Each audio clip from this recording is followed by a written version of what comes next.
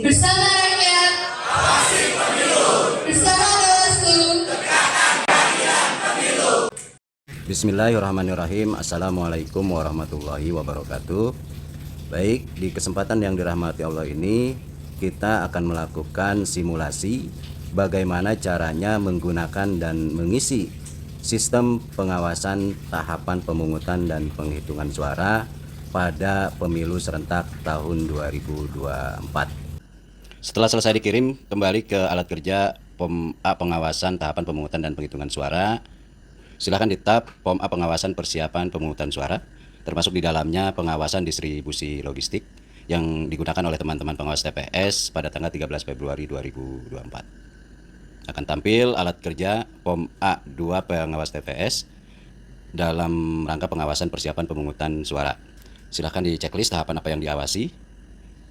Kemudian masukkan atau tulis nama pelaksana tugas pengawas, jabatannya, nomor surat perintah tugas di checklist, alamat ditulis, ya, jangan lupa menyantumkan tanda titik lokasi ya, seperti di halaman rumah RT Sukarya.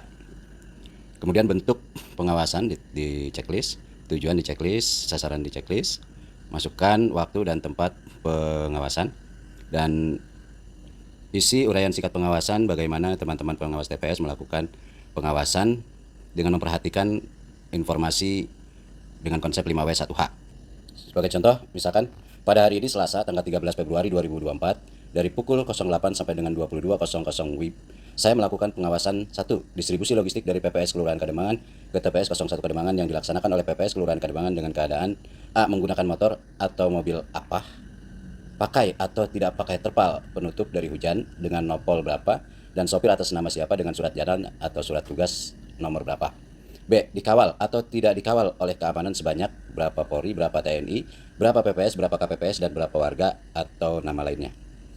C. Perlengkapan pemungutan suara yang lengkap atau tidak lengkap dengan rincian 1.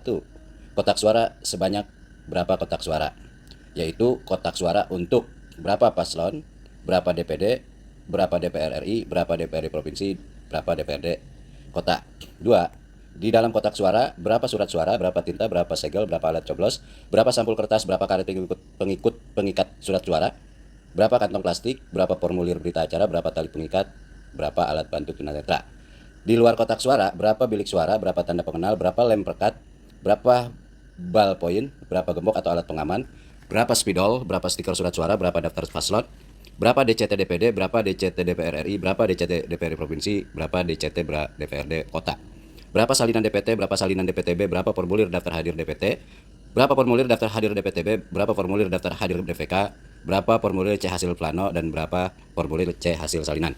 D. Dan ditemukan atau tidak ditemukan adanya kendala dalam distribusi logistik dengan ada atau tidak adanya kejadian apa. 2. Penyampaian pemberitahuan memilih kepada pemilih oleh ketua dan atau anggota KPPS dengan cara melakukan pengawasan melekat atau menanyakan secara sampling kepada pemilih, atau bertanya kepada ketua dan atau anggota KPPS sehingga didapatkan informasi bahwa A. Pom pemberitahuan terdistribusi sebanyak berapa kepada pemilih, B. Pom pemberitahuan tidak terdistribusi sebanyak berapa kepada pemilih, C. Sisa pom pemberitahuan telah atau belum dikembalikan kepada PPS sebanyak berapa.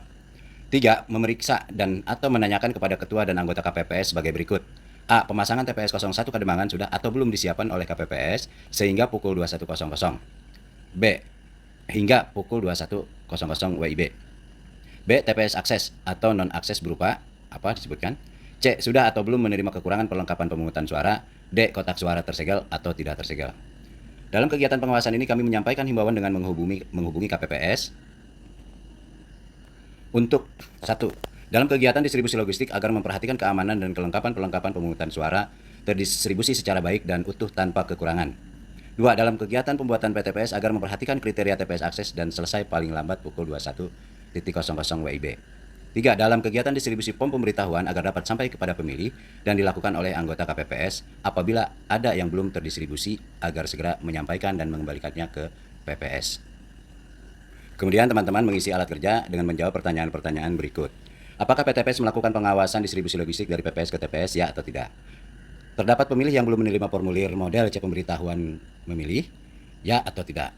TPS belum disiapkan pada pukul 21.00 tanggal 13 Februari 2024, ya atau tidak? TPS berada di tempat yang sulit dijangkau atau diakses oleh penyandang disabilitas, pengguna kursi roda dan lanjut usia. Lokasi TPS berbatu atau berlubang tanahnya atau berumput tebal atau berpasir atau bertangga atau melompati parit, ya atau tidak. KPPS belum menerima perlengkapan pemungutan dan penghitungan suara serta dukungan perlengkapan lainnya pada 13 Februari 2024, ya atau tidak.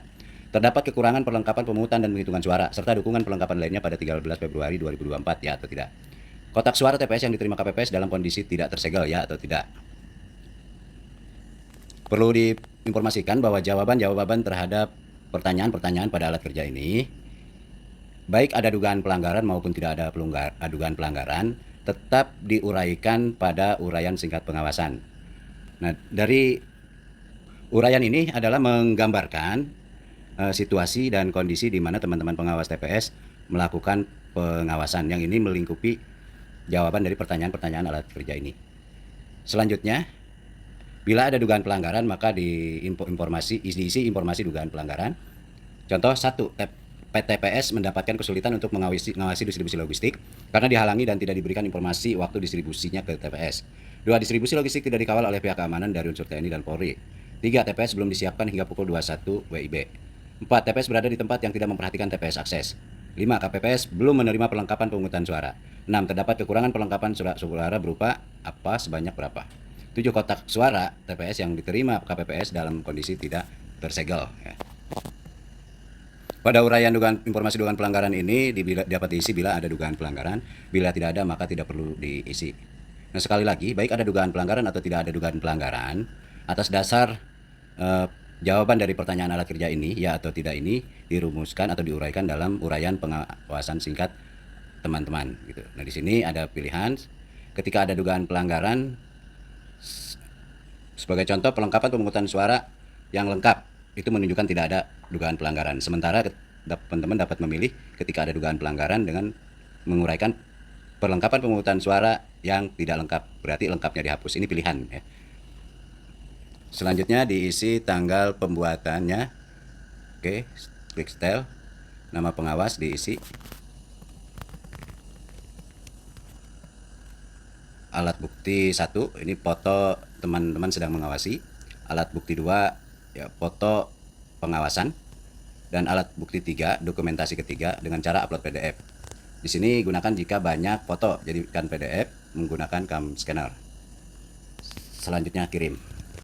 Bersama rakyat, bersama